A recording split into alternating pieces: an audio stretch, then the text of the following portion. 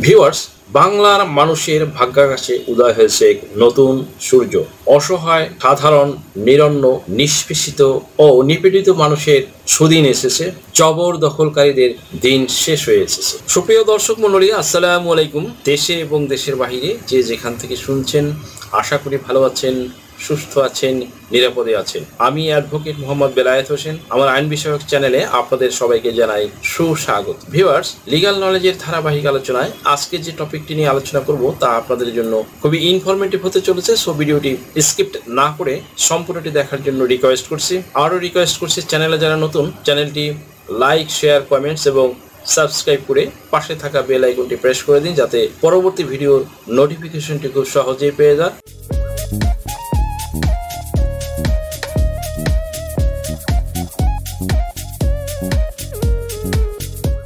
Let's get begin. জমি আপনার, দখল অন্যের, কি করবেন? ভূমি অপরাধ প্রতিরোধ ও প্রতিকার আইন 2023 আইনের 4-1 ক থেকে 6 ধারায় এ সম্পর্কে কি বলা আছে তাই নিয়ে বিস্তারিত আলোচনা করব, সাথেই থাকুন। ভিউয়ার্স, আপনি উত্তরাধিকার সূত্রে জমি পেয়েছেন কিংবা ধার দেনা সঞ্চয় করে টাকা জমিয়ে অনেক কষ্ট করে এক খণ্ড জমি কিনেছেন, নামজারি বা মিউটেশনও করেছেন, খাজনা পরিশোধও করেছেন, মালিকানা সংক্রান্ত সব দলিল ও কাগজপত্র ঠিকঠাক আছে, বাট এত সাধের জমিটির দখল নিতে পারছেন, নিজের জমি, অথচ জমিটি আপনি ব্যবহার করতে পারছেন না বা করার সুযোগ পাচ্ছেন না। এই সুযোগে আপনার মালিকানাধীন জমি অন্য কেউ এসে দাবি করছে কিংবা গায়ের জোরে কিছু অংশ বা পুরোটাই দখল করে নিয়েছে, নির্মাণ করেছে স্থাপনা। আপনার শতভাগ নিষ্কণ্টক জমি হলেও যে বা যারা জমি দখল করছে তারাও জমির মালিকানা দাবি করছে, বাট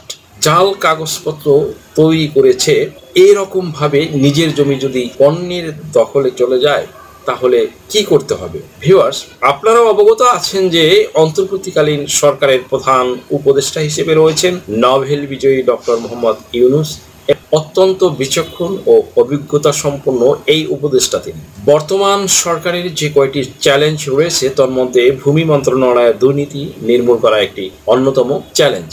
ভিউয়ার্স, ভূমি মালিকদের উদ্দেশ্যে ভূমি মন্ত্রণালয়ের কিছু নির্দেশনা প্রদান করেছে। পূর্বের ঘোষণা থেকে বিষয়টি থাকলেও সেটা তৎকালীন ফ্যাসিবাদ সরকারের দুর্নীতিগ্রস্ত কর্মকর্তারা প্রয়োগ না করার কারণে অকার্যকরী থেকে গিয়েছে। কিন্তু বর্তমান অন্তর্বর্তীকালীন সরকারও উক্ত নির্দেশনাকে বাস্তবায়ন কল্পে জোরে সোরেই কাজ করে যাচ্ছে, যার ফলস্বরূপ অতি সম্প্রতি ভূমি অপরাধ প্রতিরোধ ও প্রতিকার আইনের বিধিমালা জারি করেছেন তারা, যা বিগত সরকার 15-16 বছর ক্ষমতায় থাকার পরও করে যেতে পারেনি। এই সরকার ইতিমধ্যে এই আইনের বিধিমালা জারি হয়ে গেছে এবং গেজেটও প্রকাশিত হয়ে গেছে, যেটা হয়েছে এই সরকারের ভালো মানসিকতার বদৌলতেই। ভিউয়ার্স, বাংলার মানুষের ভাগ্যাকাশে উদয় হয়েছে এক নতুন সূর্য। অসহায়, সাধারণ, নিরন্ন, নিষ্পেষিত ও নিপীড়িত মানুষের সুদিন এসেছে। জবরদখলকারীদের দিন শেষ হয়ে এসেছে। আপনার কি ভিজিট ভিসা বা স্টুডেন্ট ভিসা বা সার্ভিস ভিসার জন্য ফিনান্সিয়াল এফিডেভিট প্রয়োজন? Sponsorship affidavit, relationship affidavit, support affidavit, asset valuation, property valuation এছাড়া অন্য সকল ধরনের এফিডেভিট নিতে আজই ডায়াল করুন 01724583880 নম্বরে। মোদ্দা কথা হচ্ছে, জায়গা জমি বেদখল ঠেকাতে এবং জমি ফিরে পেতে তৈরি হয়েছে ভূমি অপরাধ প্রতিরোধ ও প্রতিকার আইন 2023।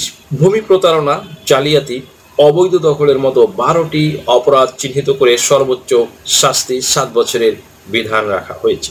এই আইনের 4-1 ক থেকে 6 ধারায় বলা আছে, অন্যের মালিকানাধীন জমি নিজের বলে দাবি বা প্রচার করলে, তথ্য গোপন করে জমি অন্যের নিকট বিক্রয় করলে, নিজের মালিকানার চেয়ে অতিরিক্ত জমি কারোর নিকট সমর্পণ করলে বা হস্তান্তর করলে, মিথ্যা পরিচয় দিয়ে এক ব্যক্তির স্থলে অন্য ব্যক্তি সাজিয়ে জমি হস্তান্তর করলে, মিথ্যা বিবরণ সম্বলিত কোনো দলিল স্বাক্ষর বা সম্পাদন করলে, কর্তৃপক্ষের নিকট কোনো মিথ্যা বা অসত্য তথ্য প্রদান করলে, সে ব্যক্তি বা ব্যক্তিবর্গ অনধিক 7 বছর পর্যন্ত কারাদণ্ড ও অর্থদণ্ডে দণ্ডিত হবে। সুপ্রিয় দর্শক মণ্ডলী, 4-1 ক থেকে ধারা পর্যন্ত বলা আছে যে কোনো ব্যক্তি ক্ষতি বা অনিষ্ট সাধন করা বা কোনো দাবি বা অধিকার সমর্থন করা অথবা কোনো ব্যক্তিকে কোন সম্পত্তি পরিত্যাগ বা চুক্তি সম্পাদন করিতে বাধ্য করা অথবা প্রতারণা করা যেতে পারে। এইরূপ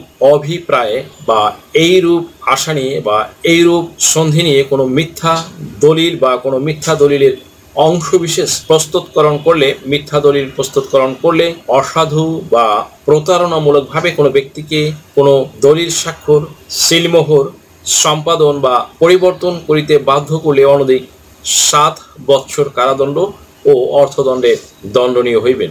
সুপ্রিয় দর্শক মণ্ডলী, এ মামলা জুডিশিয়াল ম্যাজিস্ট্রেট বা মেট্রোপলিটন ম্যাজিস্ট্রেট আমলি আদালতে দাখিল করলে আদালত আসামিদের বিরুদ্ধে সমন ইস্যু করতে পারেন কিংবা তদন্ত দিতে পারেন, কিংবা আদালতের কাছে প্রাথমিকভাবে সত্যতা প্রমাণিত না হলে আদালত মামলাটি খারিজ করে দিতে পারেন।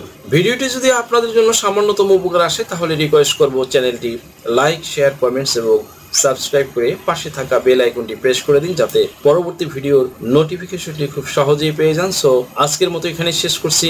দেখা হবে অন্য কোনো দিন, অন্য কোনো ভিডিওতে, অন্য কোনো আইনি কন্টেন্ট নিয়ে। সেই পর্যন্ত সকলে ভালো থাকুন, সুস্থ থাকুন, নিরাপদে থাকুন। আবারও সবাইকে ধন্যবাদ জানিয়ে এখানে শেষ করছি। আল্লাহ হাফেজ। দেশ ও বিদেশ থেকে যে কোনো ধরনের হলফনামা, এফিডেভিট নিতে চান, কাবিননামা, নিকানামা যে কোনো ভাষায় অনুবাদ করে বিভিন্ন মন্ত্রণালয়, ইসলামিক ফাউন্ডেশন থেকে সত্যায়িত করে নিতে চান, শিক্ষা সনদ বা অন্য যে কোনো ধরনের ডকুমেন্ট শিক্ষা বোর্ড, শিক্ষা মন্ত্রণালয় থেকে সত্যায়িত করে নিতে চান, ধর্ম পরিবর্তন করে কোর্ট ম্যারেজ করতে চান, কুরিয়ার, ইমেইল, হোয়াটসঅ্যাপ, ইমো, মেসেঞ্জারিতে ডেলিভারি নিতে পারবেন। তাছাড়াও সরাসরি এসেও নিতে পারবেন। Mobile number 01724583880।